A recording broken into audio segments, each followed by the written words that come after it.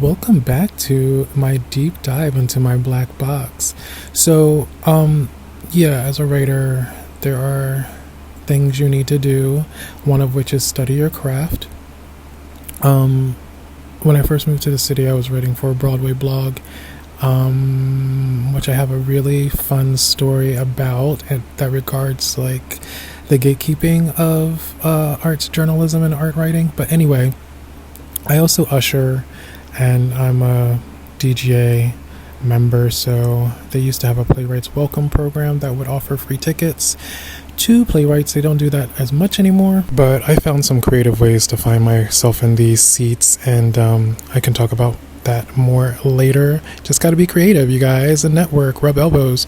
Anyway, so this was a 2019 show called Dropping Gumballs on Luke Wilson, which I really loved because it was a BTS show about actors, which is a trope that I visit quite frequently. It's based on a true story. They did a really good job with the set and the scenic design, something I'll go into a little bit more in a moment. But yeah, these are the ones that didn't make the top 20 that I'm putting back into the box.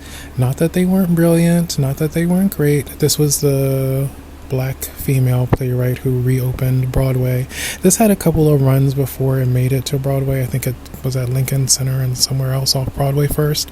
But it was the black print. When the pandemic lockdown stopped, this was the first one to come out. And of course, it was about topic A. Beautiful direction, beautiful acting. It just was like a little... I think there was a really funny review where they said, you can pass over this show. It was so brutal. But it had some good things. I just, that topic is... We should never stop talking about it, but having it in that context was a little bit difficult to swallow at that time. Anyway, so Joe Montello is a famous Broadway person who got his start in Angels in America. He was in the first John and is a wonderful director for film and TV. He was recently on a couple of Ryan Murphy things. I really like his work as a director on stage because he has a very cinematic approach. The Humans was a Pulitzer Prize finalist or winner, and I think this was like 2016 or something. It was one of the first major shows I saw on Broadway, and I loved the set. It was a marvel, and it was a really good play, very well written, and it was kind of about Philly, so I liked that part of it too. Travesties was one of the first plays I also saw. It was a transfer from the West End, and it had a beautiful set. It was just perfect. It was a very dense play. It was very literature based. They put the actors to work. There was dancing, there was music playing, there was Dadaism, which is a realm of theater history that I really enjoy, and art history in general. But what Joe does, which I love when any play does, is when they use a set, not a set designer or a lighting designer or all these things separate, but having a scenic designer. Like, just the fact that it took place in this like deconstructed library made me so amused. We'll use that word safely. But it was a really good effort. I would like to actually go back and read this play because it was so dense, as I said. But I've stolen a couple of ideas from that play. This play was a little bit closer to 2017, 18, I forget. Drew Droege is a amazing kind of Kids in the Hall style actor, producer, writer. Very funny. He has this messy white gaze trope that works really well. Actually, his last play that just opened is called that. He did this really horrible joke about Queen Latifah being a lesbian in this play, which was really funny, and I hope he gets redeemed for that. The audience groaned when it happened, but it was a really good show about being single and gay in this weird world we live in. But you might remember him as being like the person that does the hilarious drag interpretation of Chloe Sevigny. Good evening, America. It's recently come to my attention that I hate the color orange.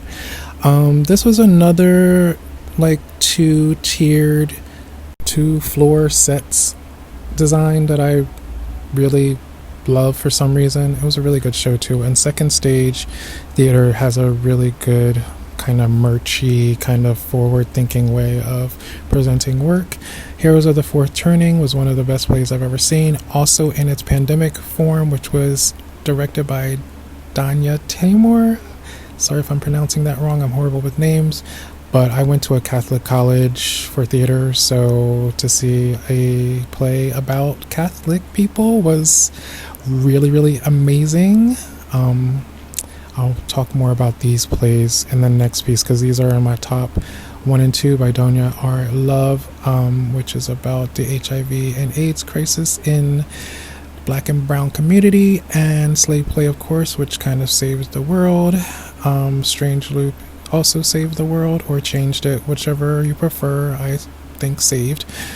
Here we are, Sondheim's last opus, which was also directed by Joe, and he had a scenic designer for that. This was one of the first plays I saw off Broadway that changed my life.